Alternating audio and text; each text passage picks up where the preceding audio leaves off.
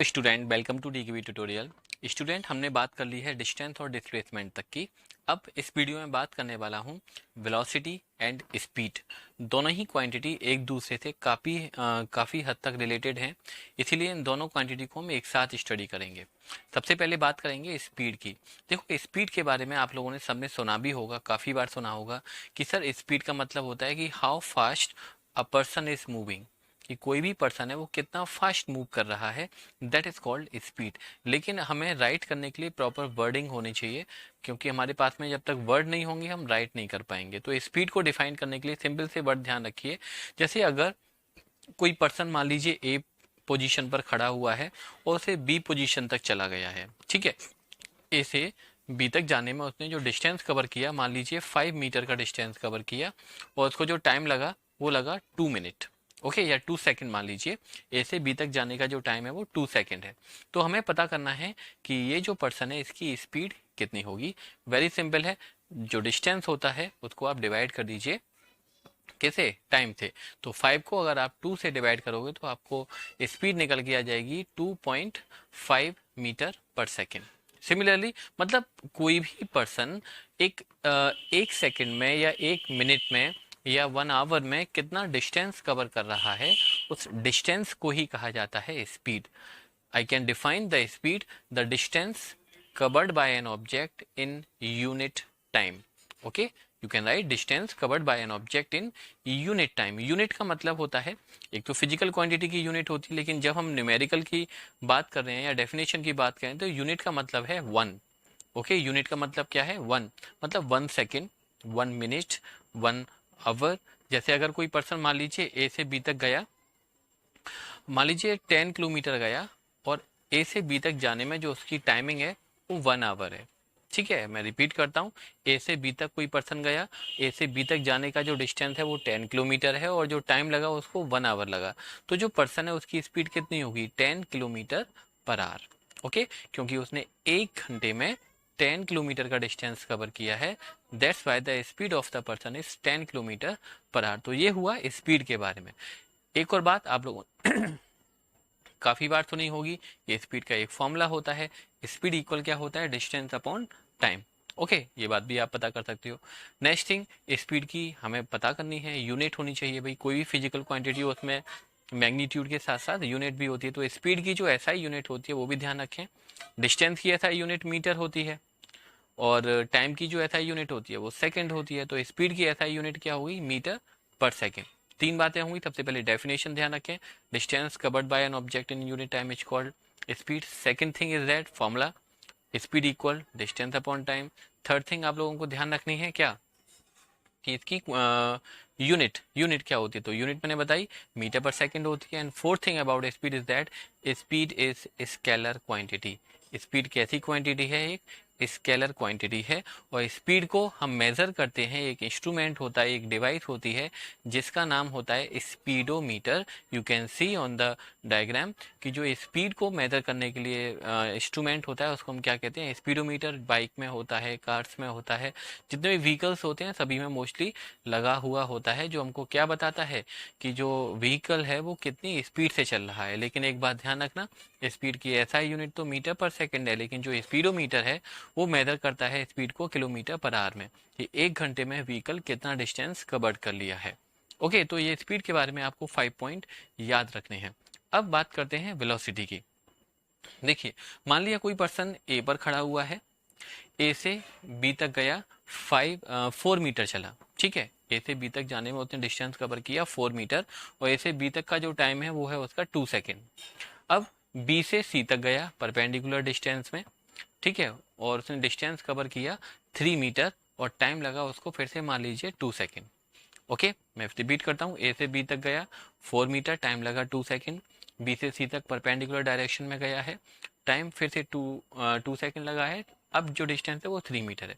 तो अगर मैं आपसे पूछूं कि बताइए कि जो पर्सन है उसकी स्पीड कितनी है, तो आप क्या करोगे। इस कंडीशन में हम एवरेज स्पीड की बात करते हैं, और एवरेज स्पीड का फॉर्मूला होता है total distance upon total time. तो टोटल डिस्टेंस कितना हुआ, 4 मीटर ए से बी तक, और 3 मीटर बी से सी तक। तो टोटल डिस्टेंस हुआ 7 मीटर, लेकिन टोटल टाइम कितना हुआ, ए से बी तक का जो टाइम है वो भी 2 सेकेंड है, बी से सी तक का टाइम है वो भी 2 सेकेंड है, तो टोटल टाइम हो गया 4 सेकेंड।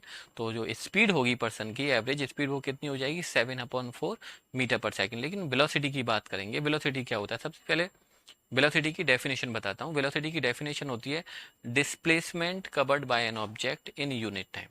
ओके, स्पीड में क्या है, डिस्टेंस है। ओके, स्पीड में distance covered by an object in unit time, लेकिन वेलोसिटी में क्या है, displacement covered by an object in unit time. तो आप मुझे बता सकते हो कि इस कंडीशन में जो पर्सन का डिस्प्लेसमेंट होगा वो कितना होगा।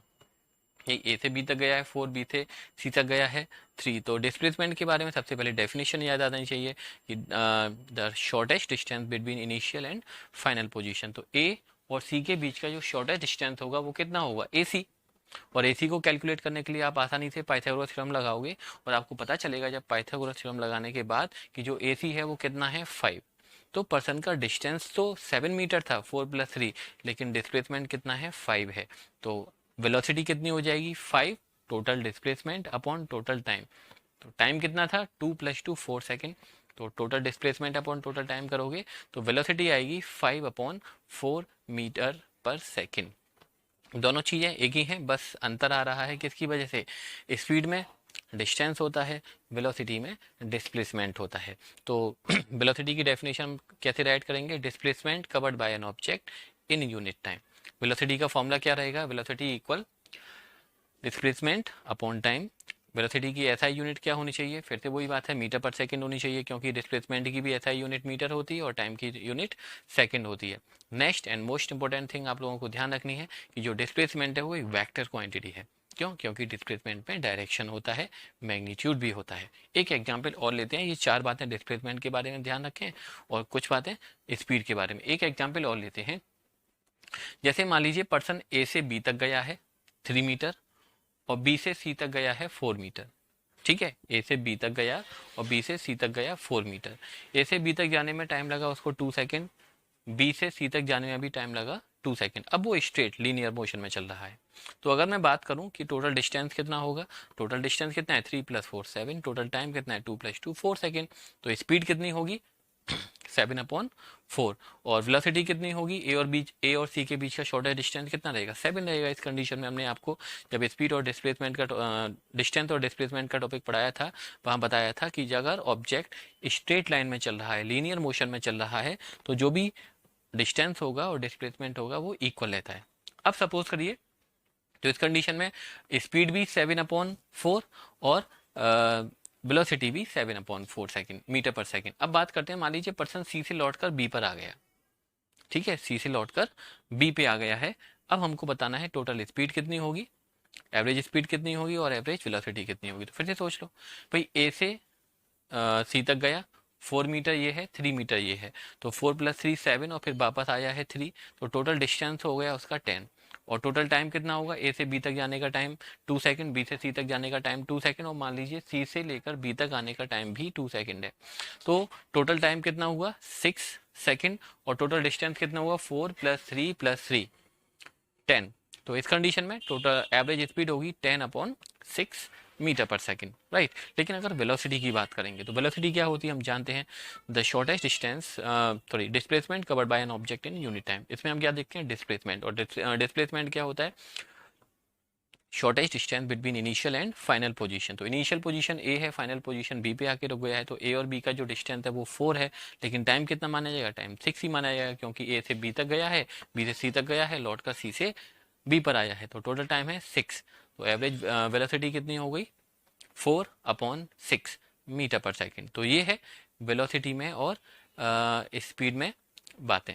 अच्छा, आप सोच के देखो जरा, अगर पर्सन ए से लेकर बी तक गया 4, बी से सी तक गया 3, सी से लौटकर सीधा ए पर आ गया है, सी से लौटकर सीधा ए पर आ गया है, ए से बी तक जाने का टाइम 2 था, बी से सी तक जाने का टाइम 2 था और लौट के आने में भी टाइम वही लगा हुआ है। तो टोटल स्पीड कितनी होगी, तो टोटल डिस्टेंस कितना हुआ 7u और 7u, तो टोटल डिस्टेंस हुआ 14 और टोटल टाइम कितना हुआ 4 सेकंड इधर जाने में, 4 सेकंड वापस आने में 8 सेकंड। तो टोटल टाइम हो गया, टोटल एवरेज स्पीड कितनी हो जाएगी 14/8। लेकिन अगर वेलोसिटी की बात करेंगे तो आप बताओगे मुझे वेलोसिटी कितनी होगी, सोचो थोड़ा दिमाग लगाओ अपना, वेलोसिटी कितनी हो जाएगी 0। वेलोसिटी कितनी हो जाएगी, जीरो। क्यों क्यों क्यों हो जाएगी जीरो? क्योंकि जो टोटल डिस्प्लेसमेंट है वो कितना है, जीरो। क्योंकि ए से स्टार्ट किया था, ए पर ही आ गया है, तो कोई डिस्प्लेसमेंट नहीं है, और जब डिस्प्लेसमेंट नहीं है तो वेलोसिटी कितनी हो जाएगी, जीरो। तो ध्यान रखें, स्पीड कभी भी जीरो नहीं हो सकती, लेकिन वेलोसिटी जीरो हो सकती है।